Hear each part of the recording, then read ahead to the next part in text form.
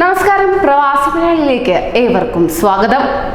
നമ്മുടെ കേരളം ഇന്നലെ വർഷങ്ങളേറെ പഴക്കമുള്ള ചരിത്രപ്രധാനമായ ഒരു സംഭവത്തിന് സാക്ഷ്യം വഹിച്ചിരുന്നു. എന്നാൽ അതൊരു നഷ്ടസ്വപ്നം മാത്രമാകേണ്ടി വന്ന പ്രവാസികളും അതിന് സാക്ഷിയായി മാറി. അങ്ങ് പ്രവാസ ലോകത്ത് നിന്ന് 97 വർഷങ്ങൾ പഴക്കമുള്ള ആകാശ വിസ്മയത്തിനാണ് പ്രവാസികൾ സാക്ഷിയായി വഹിക്കുന്നത്. വാർത്തയിലേക്ക്.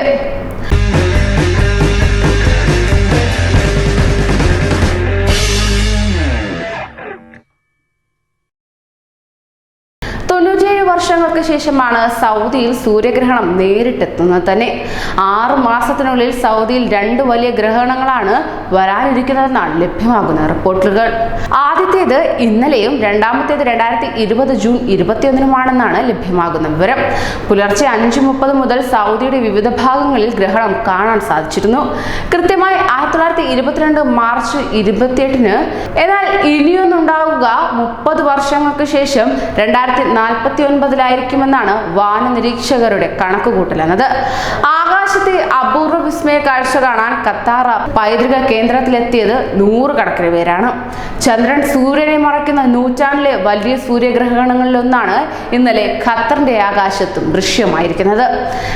ഖത്താറിലെ 41-ാം നമ്പർ കെട്ടിടത്തിലെ പ്ലാനറ്റോറിയത്തിന് മുമ്പിലെ സൂര്യഗ്രഹണം വീക്ഷിക്കാൻ പൊതുജനങ്ങൾക്ക് സൗകര്യമൊരുക്കിയിരുന്നു. ഗ്രഹണം കാണാൻ പുലർച്ചെ തന്നെ കുട്ടികളും മുതിർന്നവരും ഉൾപ്പെടെയുള്ളവരുടെ തിരക്കായിരുന്നു അനുഭവപ്പെട്ടിരുന്നത്. പ്രത്യേക ഗ്ലാസുകൾ ഉപയോഗിച്ചാണ് സൂര്യഗ്രഹണം വീക്ഷിച്ചത് തന്നെ. ദോഹയിലെ ആകാശം മേഘാവൃതമായിരുന്നുവെങ്കിലും ഗ്രഹണം കാണാൻ കഴിഞ്ഞിരുന്നു. ഖത്തറിന്റെ ആകാശത്ത് ഭാഗികമായ ഗ്രഹണം പ്രാദേശിക സമയം പുലർച്ചെ 5:32 ആരംഭിച്ച് 7:50 വരെ നീണ്ടുനിന്നു. ഗ്രഹണം അതിന്റെ പാരമ്യത്തിലെത്തിയത് 6:35-നാണ്. നഗ്നനേത്രങ്ങൾ കൊണ്ട് നേരിട്ട് സൂര്യനെ നോക്കരുതെന്ന് മുന്നറിയിപ്പും ഇതിനോടകം തന്നെ നൽകിയിരുന്നു. ഗുരുതര ആരോഗ്യ പ്രയാസങ്ങൾ ഇത് സൃഷ്ടിക്കുമെന്നാണ് അധികൃതർ വ്യക്തമാക്കിയിരുന്നത്. ഇതിനാൽ സൺഗ്ലാസോ നിരീക്ഷണ ഉപകരണങ്ങളോ ഉപയോഗിച്ചിരുന്നു.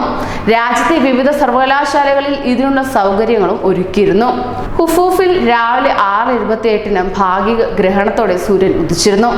ഇവിടെ 91% വരെ ഗ്രഹണം ഉണ്ടായിരുന്നു.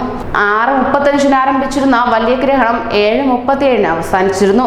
ചന്ദ്രന്റെ നിഴലിൽ കേന്ദ്രം കടന്നു പോകുന്ന അറബ് ലോകത്തെ ഏക പ്രദേശം ഹുഫൂഫ് ആയിരുന്നു.